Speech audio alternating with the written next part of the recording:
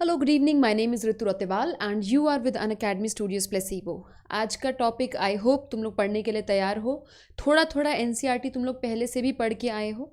मेरी क्लास में पढ़ने का रूल ये होता है कि मैं एक्सपेक्ट करती हूँ कि आप एक बार एनसीईआरटी से वो टॉपिक पढ़ के आओ, ताकि जब आप मेरे पास पढ़ो तो आपको वो चीज़ बहुत ही आसान लगे, आपको लगे यार ये तो अभी पढ़ा था, अच्छा अच्छा उसका मीनिंग ये था।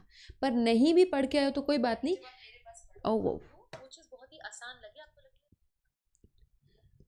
ओके। अगर नहीं भी पढ़ के आए हो तो मैं नेक्स्ट टाइम से एक्सपेक्ट करूंगी कि आप लोग एनसीईआरटी एक बार देख के आओगे। C4 साइकिल पढ़ेंगे और फोटो रेस्पिरेशन का झमेला पढ़ेंगे। आज इसको निपटाने की कोशिश करेंगे आज की क्लास में। आप हमसे क्या इस पे टेलीग्राम पे कनेक्ट हो सकते हैं। टेलीग्राम का ऐप डाउनलोड कर लेंगे और जैसे ही आप ये लिंक डाल देंगे नीट प्लेसिबो का लिंक डालेंगे, वैसे ही आप हमसे कनेक्टेड हो जाएंगे। फ़ायदा ये है कि वहाँ पे आपको सारी नोटिफिकेशंस बाकायदा मिलती रहेंगी। अगर नोटिफिकेशंस भी काफ़ी नहीं हैं तो टीचर्स वहाँ पे अपने छोटी छोटी क्लिप्स डालते रहते हैं। हाँ बच्चों, आज मैं ये पढ़ा रही हूँ इस तरीके से, ठीक है, आज ये होने वाला है। क्लिप्स तो आप लोग देख ही लेते हो तो आप लोगों को आइडिया लग जाता है कि क्या क्या होने वाला है आज चैनल पे। साथ में थोड़ा सा मस्ती चलता है, थोड़ा सा मोटिवेशन चलता है। एक मिनट, तुम लोग को सुन रहा है ना प्रॉपरली? I hope. थोड़ा सा और ऊपर लगा लेते हैं। Okay okay, now better. थोड़ा सा मोटिवेशन चलता रहता है तो आप लोगों का जो प्रेशर है वो हटता रहता है टेलीग्राम पे आने से। अनअकैडमी प्लस के बारे में आप लोगों को ज़्यादातर बच्चों को पता है और बहुत सारे बच्चे अब इसका फ़ायदा उठा रहे हैं, which I am very happy about, क्योंकि इतने कम प्राइस में आपको इतनी अच्छी फैसिलिटीज़ मिल रही है and you are able to complete whole syllabus with me on plus. जिन बच्चों को नहीं पता है मैं बता देती हूँ। अनअकैडमी प्लस एक ऑनलाइन लर्निंग प्लेटफॉर्म है, जैसे यूट्यूब होता है वैसे अनअकैडमी प्लस है। कैसा दिखता है वो प्लेटफॉर्म वो मैं आप लोगों को बता दूंगी। आज 8 बजे एक क्लास है अनअकैडमी प्लस की, फ्री क्लास है, आप वो लगा के देख लेना, आपको पता चल जाएगा कैसे होता है। It's a online learning platform जहाँ पर इंडिया के 40 बेहतरीन टीचर्स अपना फिजिक्स, केमिस्ट्री और बायोलॉजी बच्चों को प्रिपेयर करा रहे हैं नीट के लिए, ठीक है। हर टीचर अपना कोर्स बना रहा है, उसे जो सही लग रहा है उस टाइम पे। कुछ टीचर्स अपना सिलेबस पूरा कर रहे हैं, कुछ अभी रिवीजन कोर्सेज बना रहे हैं, कुछ क्रैश कोर्सेज बना रहे हैं, कुछ टेस्ट सीरीज चला रहे हैं। ये सभी टीचर्स की क्लासेस पाने के लिए आपको एक सब्सक्रिप्शन लेना होता है अनअकैडमी प्लस का। इन्हीं टीचर्स में से मैं भी एक टीचर हूँ। तो मेरे कोर्सेज मतलब एक तो मैंने जो नॉर्मल पढ़ाया हुआ है आपको धीरे धीरे करके, पूरा जूलॉजी बॉटनी में आपको पढ़ाती हूँ +1 +2, उसके आपको रिकॉर्डेड लेक्चर्स मिल जाएंगे। साथ में अभी मैं क्रैश कोर्स लाइव पढ़ा रही हूँ। तो क्रैश कोर्स में क्या है कि जो बच्चे ने नहीं पढ़ा है, कोई चैप्टर मिस हो गए हैं, वो भी अभी पढ़ेंगे तो वो क्रैश कोर्स में मुझसे कंप्लीट कर सकते हैं, उनको समझ में आ जाएगा। इतना भी तेज़ नहीं होता crash course. Whole syllabus revision लगा लो आप, ठीक है। उसमें ऑलरेडी मैं 3 चैप्टर्स कर चुकी हूँ। एनिमल टिश्यू मतलब चल रहा है तो वो 2-3 दिन में ख़त्म हो जाएगा। देन उसके अलावा मेरे सेपरेट कोर्सेज चलेंगे, जैसे कि अभी मैं इकोलॉजी का एक कोर्स बनाने वाली हूँ। तो वहाँ पे इकोलॉजी हम धीरे धीरे आराम आराम से मज़े मज़े से पढ़ेंगे, ताकि तुम लोग को थोड़ा टाइम मिले लर्न करने के लिए। उसके अलावा मेरे और आनंद मनी सर के जॉइंट कोर्सेज शुरू होने वाले हैं, जैसा मैंने कल की वीडियो में तुम लोगों को बताया था। हम लोगों ने कुछ नहीं छोड़ा। जो तुम लोगों को ज़रूरत है, जो तुम लोगों को रिक्वायरमेंट है नीट क्रैक करने के लिए, अपनी मंजिल के पास आने के लिए, सब प्रकार के कोर्सेज हमने बना दिया। वन स्टॉप सोल्यूशन बना दिया कि तुम किसी भी स्टेज पे हो, तुमको कहीं और जाने की ज़रूरत नहीं है। एक बैच हमने चलाया है 10 जनवरी से, हम लोग चलाएंगे नीट कम बोर्ड्स बैच। तो उसमें क्या, पहले बोर्ड्स की तैयारी कराएंगे, ठीक है। तो मतलब 10 जनवरी से 16 मार्च, जब तक तुम्हारे बोर्ड नहीं खत्म हो जाते तब तक हम वो बैच में तुम्हारा पूरा +2 पढ़ा देंगे। फिर 16 मार्च के बाद 2 मई तक, जब तक तुम्हारा नीट का एक दिन पहले, जब तक पेपर नहीं हो जाता, उसमें हम पूरा +1 पढ़ाएंगे। तो नीट और बोर्ड्स दोनों की तैयारी होगी यहाँ पे। एक इसके अलावा आनंदमणि सर और मैं एक जॉइंट कोर्स चला रहे हैं ड्रॉपर्स के लिए, जो बहुत छोटू सा कोर्स होगा। उसमें सिर्फ ऊपर ऊपर से रिवीजन होगा कि जो बच्चा वो चैप्टर पहले पढ़ चुका है उसके लिए वो कोर्स, ठीक है। मेन पॉइंट्स इस तरीके से। देन क्रैश कोर्सेज तो हमारे चल ही रहे हैं। एक सब्सक्रिप्शन लेने से आपको ये सब कोर्सेज मिल जाते हैं। आपका मन करता है आप एक कोर्स लगाओ, आपका मन करता है आप 2 कोर्स लगाओ, आप मेरे तीनों कोर्सेज में आ जाओ, मुझे कोई दिक्कत नहीं है। बस अपना समय मत बर्बाद करना। सिर्फ बायोलॉजी नहीं पढ़नी है, केमिस्ट्री फिजिक्स भी पढ़ना है। इन सब चीज़ों के लिए एक सब्सक्रिप्शन है, वो लेना कैसे मैं आपको बता देती हूँ। अनअकैडमी लर्निंग ऐप को डाउनलोड करेंगे। ये ऐप डाउनलोड करके इंस्टॉल कर लेंगे, ओपन कर लेंगे ऐप को, है ना। ऐप ओपन करनी आती है आप लोगों को। देन नीचे जाएंगे प्लस पे, इस पर क्लिक कर देंगे। प्लस पे क्लिक करने के बाद बड़े सारे ऑप्शंस आते हैं। तो देखो ऊपर देखो नीट एंड एम्स का ऑप्शन दिख रहा है, ऐसे ऑप्शन आएगा, उस पर क्लिक कर देंगे। फिर जाओगे गेट सब्सक्रिप्शन पे। सब्सक्रिप्शन ही लेना है ना। अब समय पूछेगा कितने टाइम का सब्सक्रिप्शन है। देखो यार ये तुम्हारे ऊपर है, तुम्हें कितने समय के लिए पढ़ना है। मैं तो यही कहूँगी जो अभी नीट का बच्चा है वो 3 महीने या 6 महीने वाला सब्सक्रिप्शन ले लो। 6 महीने वाला बेटर है, क्योंकि अभी तुम्हारे पास 4 महीने के आसपास जो बचे हैं वो सारे के सारे पूरे हो जाएंगे आपके। ठीक है, अगर आप +1 में हो, पूरा 1 साल है आपके पास, +2 पढ़ा है पूरा, तो आप 1 ईयर सब्सक्रिप्शन लो। अगर आप 10th में हो तो +1 +2 दोनों पढ़ा है तो आप 2 ईयर सब्सक्रिप्शन लो। ठीक है, जितना ज़्यादा समय पढ़ोगे उतना अच्छी तैयारी हो जाएगी आप लोगों की। अब जो 6 मंथ्स वाला कोर्स है उसको 24,000 रुपीज़ उसकी फ़ीस रखी गई है। 1 ईयर वाले की 30,000 रखी गई है और 2 ईयर वाले की 48,000 रखी गई है। हालांकि मुझे तो ये बहुत रीज़नेबल प्राइसेस लगते हैं नीट की कोचिंग के, लेकिन हमें पता है कि बहुत सारे बच्चे हैं जो अफोर्ड नहीं कर पाते इन कोर्सेज़ को, तो हमने उनके लिए एक डिस्काउंट रखा है। डिस्काउंट में क्या है कि एक कोड डालना है आपको, वो कोड डालोगे तो आपका 10% ऑफ हो जाएगा। ओके, तो मान लो आप किसी भी इनमें से किसी में भी क्लिक कर दीजिए, मान लो आप 1 ईयर वाले में क्लिक कर दोगे तो देखो आपको यहाँ पे 30,000 फीस नज़र आ रही है नीचे। आप पे मत करना, ऊपर जाना, यहाँ ब्लैंक स्पेस आएगा नज़र। ब्लैंक स्पेस में एक कोड भरोगे, ऋतु लाइव। ऋतु मेरा नाम है और लाइव वहाँ पे क्लासेस है, सो ऋतु लाइव कोड भरोगे एंड आप अप्लाई बटन को दबाओगे तो अब यहाँ पे 30,000 की जगह आप 27,000 लिखा हुआ पाओगे। 10% ऑफ हुआ वहीं पे। इस कोड को लगाने का एक और फ़ायदा ये होता है कि आपको मेरी क्लासेस में आने का मौका मिलता है। मेरी सारी क्लासेस आपके लिए ओपन हो जाती हैं क्योंकि मेरे नाम का कोड है ना, और साथ में आपको मेरे नोट्स मिलते हैं, हैंड रिटन नोट्स में आपको PDF के रूप में मिल जाएंगे।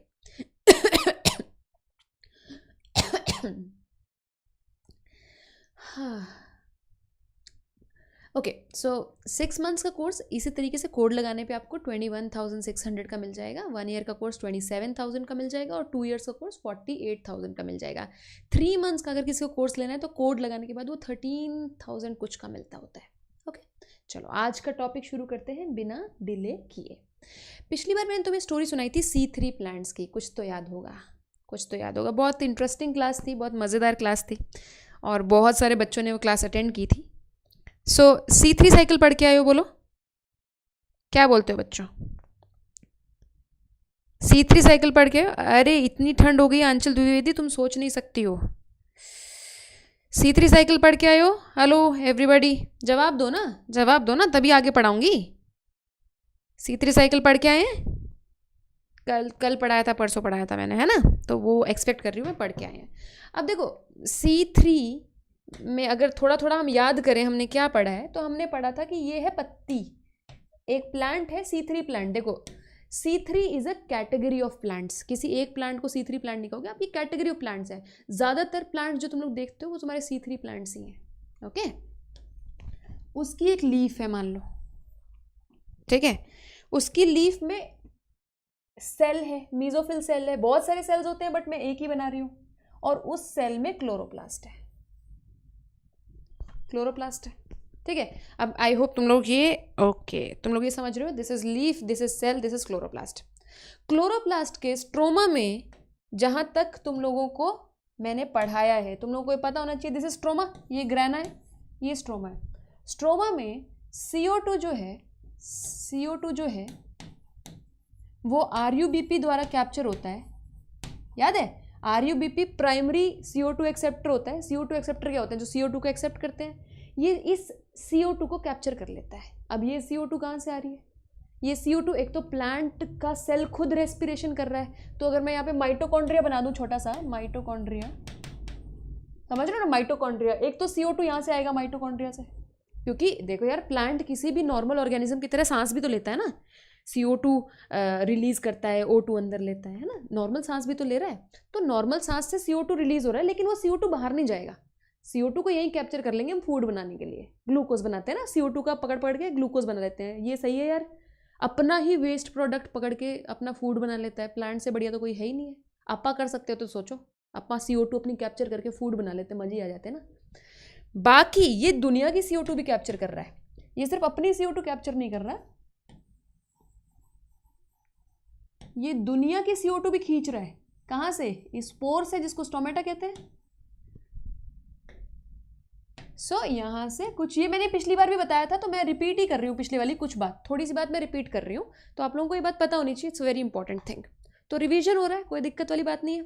सो ये CO2 RUBP एक्सेप्ट कर लेता है, और with the help of, now it's very important point, with the help of enzyme Rubisco, this is the enzyme Rubisco, it ये साइकिल चलता है यहाँ पे, इसको C3 साइकिल बोलते हैं, and glucose is formed from this cycle. This is what dark reaction is. ये पिछली बार बात हुई थी. नाउ अब इमेजिन करो, ये तो एक नॉर्मल चीज़ है जो प्लांट में होती है, हमेशा ही होती है. प्लांट सांस लेता है, CO2 छोड़ता है, वो CO2 वो खुद ही पकड़ के उसका खाना बना लेता है, बाहर से भी CO2 कैप्चर करता है और अपना ग्लूकोज बना लेता है. ये बात अपने को पता है.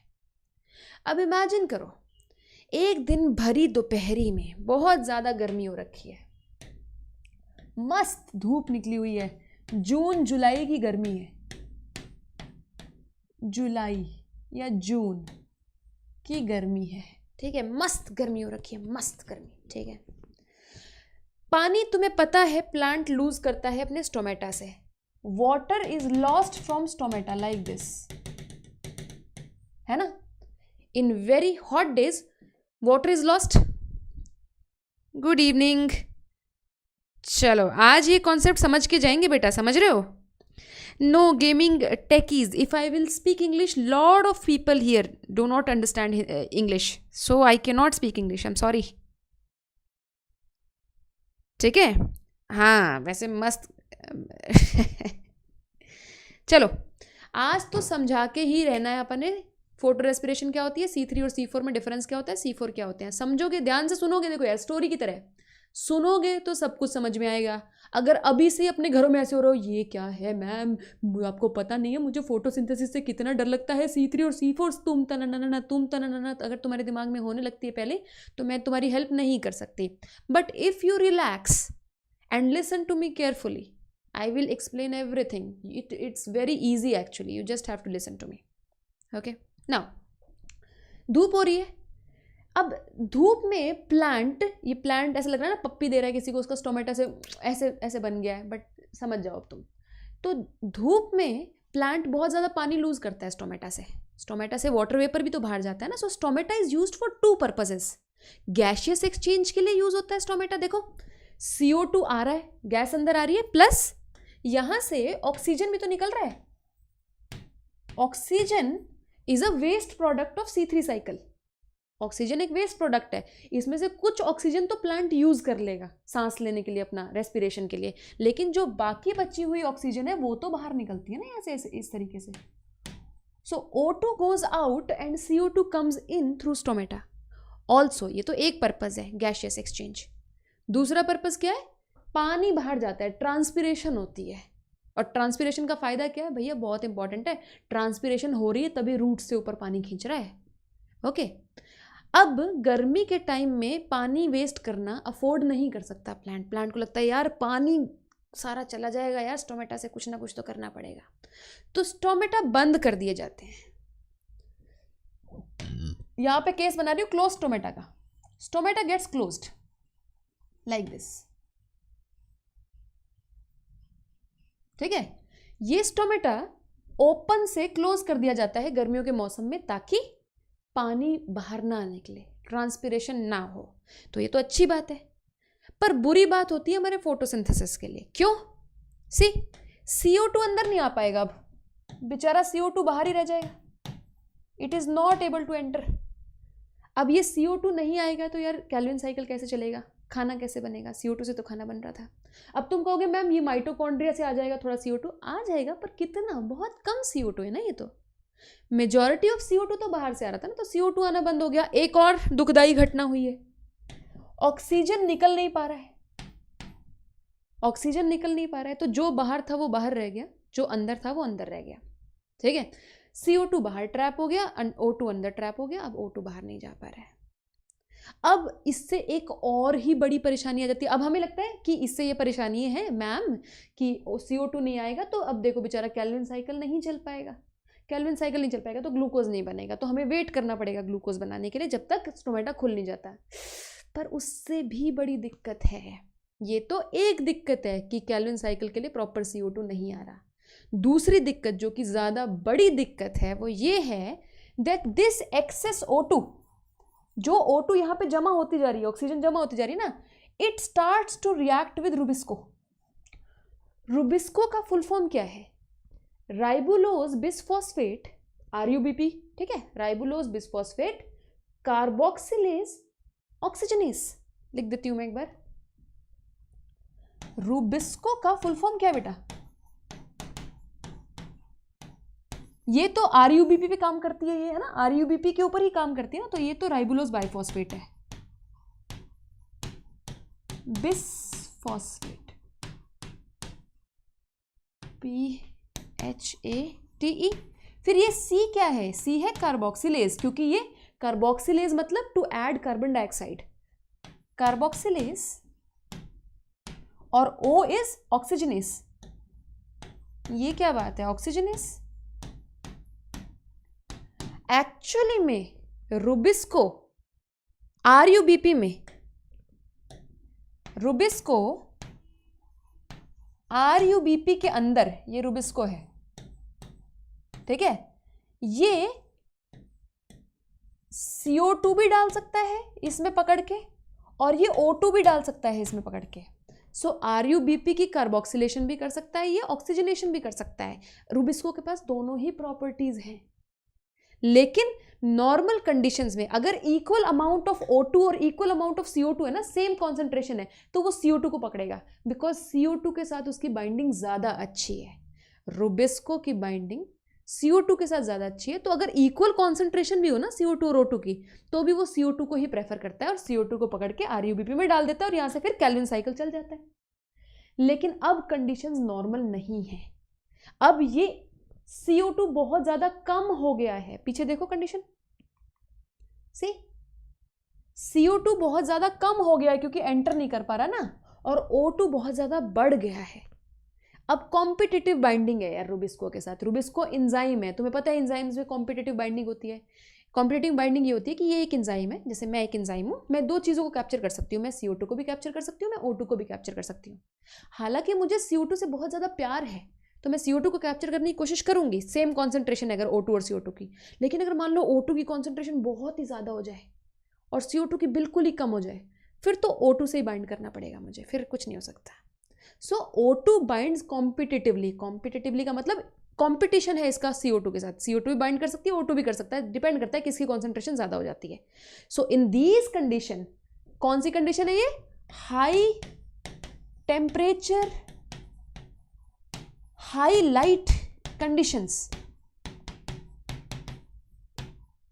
ऐसी कंडीशंस में एक गंदी सिचुएशन बन जाती है when O2 concentration is very large and CO2 concentration is very small. So Rubisco starts to capture oxygen and bind it to RUBP.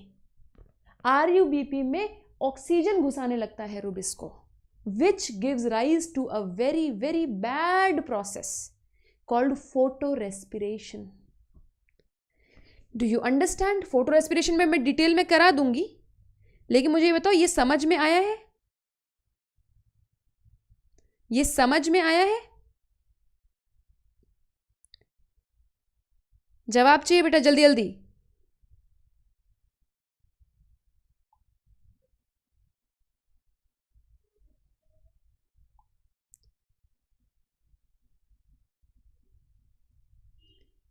कहाँ हो बच्चों? रुको,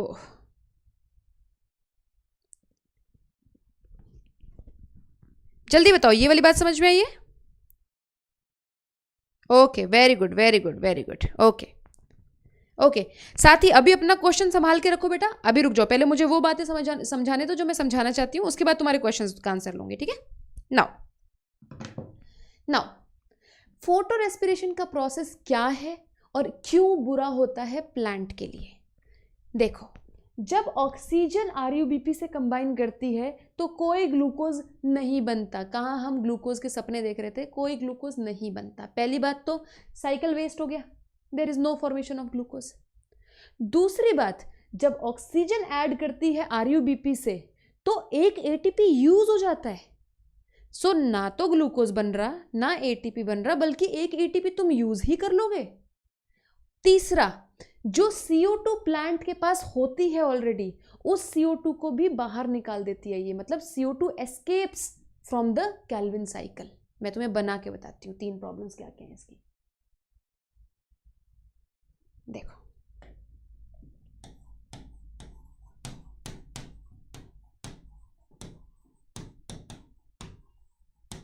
देखो ये सारा ड्रामा क्लोरोप्लास्ट में हो रहा है ना? This is happening in chloroplast, so this is chloroplast.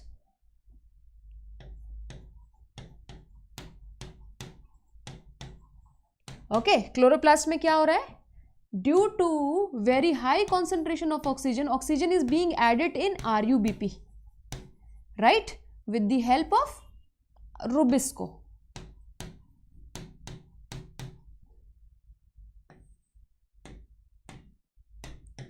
Oh no.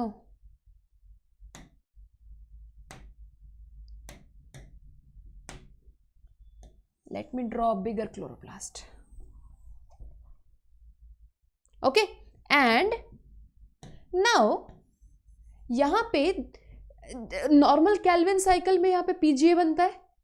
अगर यहीं पे CO2 ऐड होती तो सबसे पहले फॉस्फोग्लिसरेट बनता है या फॉस्फोग्लिसरिक एसिड बनता है. अब 2 मॉलिक्यूल बनते हैं ना फॉस्फोग्लिसरिक एसिड के, वहां पे C3 साइकिल में. यहाँ पे क्या बनेगा? एक फॉस्फोग्लिसरिक एसिड का मॉलिक्यूल बनेगा जैसा केल्विन साइकिल में बनता है, प्लस एक फॉस्फोग्लाइकोलेट का मॉलिक्यूल बनेगा. ये आपको लर्न करना पड़ेगा. ग्लाइकोलेट का मॉलिक्यूल बनेगा. अब तुम ये कहोगे कि मैम याद नहीं होएगा, बड़ी मुश्किल से C3 का याद किया था. कोई बात नहीं, याद करना पड़ेगा. C3 में तुमने PGA के 2 मॉलिक्यूल बनाए थे, यहाँ पे एक मॉलिक्यूल बना लो PGA का, ठीक है? एक मॉलिक्यूल, और एक नया ये अजीब सा कोलगेट जैसा मॉलिक्यूल है वो याद कर लो, फॉस्फोग्लाइकोलेट. ठीक है? तो पहली बात तो प्रोडक्ट ही गलत बन गए. C3 में जो बनने चाहिए थे वो बने नहीं. ठीक है, पहली मिस्टेक तो यहीं पे होगी. दूसरी बात, ये सिर्फ क्लोरोप्लास्ट तक सीमित नहीं रहता. ये इसका ये जो प्रोडक्ट है ना, ये आगे आगे ऑर्गेनेलीज में जाता है. ऐसे 1 2 3 3 ऑर्गेनेलीज इसमें इन्वॉल्व होती है. क्लोरोप्लास्ट, CPM, पेरोक्सिसोम और माइटोकॉन्ड्रिया. ये इंपॉर्टेंट है, जरा ध्यान से नोट कर लो कौन कौन सी ऑर्गेनेलीज फोटो रेस्पिरेशन में इन्वॉल्व होती हैं, क्योंकि क्वेश्चन आ जाता है. कैसे याद करना है हमने? CPM, chloroplast, peroxisome, mitochondria. ठीक है, बहुत सारे बच्चे इसको PCM से भी याद करते हैं, पैरासीटामोल, बट वो बीच से शुरू करना पड़ेगा आपको, PCM. लेकिन कंफ्यूज हो जाओगे. PCM मत करो, CPM करो तुम. CPM एक पॉलिटिकल पार्टी का भी नाम है ना, CPM से करो. सो इसका ये जो प्रोडक्ट है ना, इट विल मूव, यहाँ पे जाएगा. ठीक है, सम XYZ प्रोडक्ट बनेगा. मैं नाम नहीं लिखवा रही क्योंकि ये तुम्हें आएगा नहीं. You will not get this cycle कि यहाँ पे क्या क्या होता है. सिर्फ इस साइकिल की इंप्लीकेशन है, सिर्फ ये आएगा. You will not get the complete cycle, so I am not going to make it for you. यहाँ से ये प्रोडक्ट आएगा माइटोकॉन्ड्रिया में, यहाँ से घूम के वापस, यहाँ से घूम के वापस RuBP बनाएगा. जब माइटोकॉन्ड्रिया में होगा okay, I don't know, my throat is itching. जब माइटोकॉन्ड्रिया में होगा तो एक CO2 का मॉलिक्यूल रिलीज कर देगा. माइटोकॉन्ड्रिया से एक CO2 का मॉलिक्यूल भगा देगा. मतलब जो CO2 तुम इतनी मुश्किल से पकड़ पकड़ के साइकिल में लाते हो, फोटो रेस्पिरेशन उसमें से CO2 निकाल रहा है, वेस्ट प्रोडक्ट. दूसरा, ना तो कोई ग्लूकोज बना रहा है कहीं पे भी, ना कोई ATP बना रहा कहीं पे, बल्कि क्लोरोप्लास्ट में यहाँ पे आते आते अल्टीमेटली एक ATP यूज कर देगा. ATP को यूज करके ADP बना देगा, ADP बना देगा. ठीक है, सो 2 नुकसान हमारे हो गए. एक तो CO2 निकल गया, ऊपर से ATP यूज हो गया, तीसरा ग्लूकोज नहीं बना. So it is a highly wasteful process. ये हो भी क्यों रहा है ना? इसका कोई रीज़न नहीं है हमारे पास, पर इसका रीज़न है, बताऊंगी. अभी तो मैं इसकी बुराई करना चाहती हूँ इसलिए कह रही हूँ कोई रीज़न नहीं है. इसका नाम फोटो रेस्पिरेशन क्यों है? Why is it called photo respiration? 1, photo मतलब लाइट, हाई लाइट कंडीशंस में हो रहा है, हाई इंटेंसिटी की कंडीशन में हो रहा है, that is why called photo respiration. Respiration, normal respiration में क्या होता है? जैसे अभी मेरा रेस्पिरेशन चल रहा है तो क्या हो रहा है? मैं O2 अंदर ले रही हूँ, CO2 रिलीज कर रही हूँ और ATP बन रहा है. अब फोटो रेस्पिरेशन में O2 अंदर जा रही है, CO2 रिलीज हो रहा है, जैसे कि रेस्पिरेशन में होता है ना. O2 अंदर जा रही है, CO2 रिलीज हो रही है, लेकिन ATP फिर भी नहीं बन रहा. सो रेस्पिरेशन इसको सिर्फ इसलिए कह देते हैं because O2 is coming in and CO2 is being released. Do you understand the meaning of photo respiration? Please tell मी.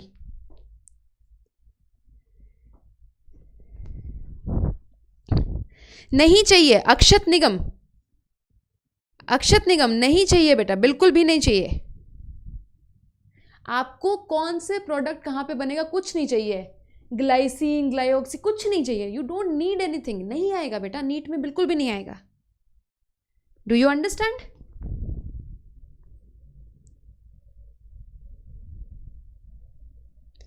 चम्मच पे मिठाई, अच्छा ये भी अच्छा तरीका है भाई। एक बच्चा कह रहा है चम्मच पे मिठाई, चम्मच पे मिठाई, ठीक है, very good very good very good. Now now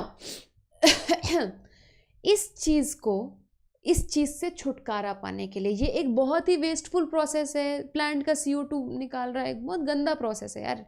तो इस चीज़ से छुटकारा पाने के लिए एक नए प्रकार के प्लांट्स ने इवॉल्व किया, जिनको कहते हैं C4 प्लांट्स। C4 प्लांट्स के अंदर फोटो रेस्पिरेशन नहीं होती।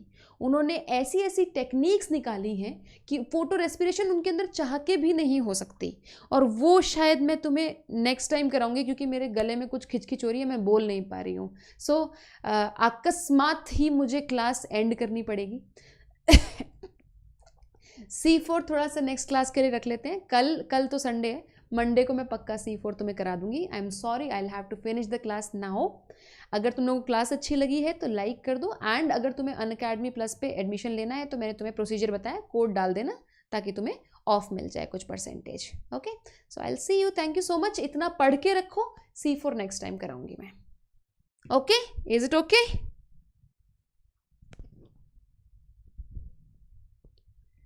Okay, can I go?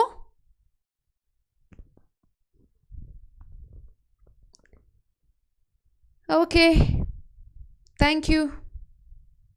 Bye bye.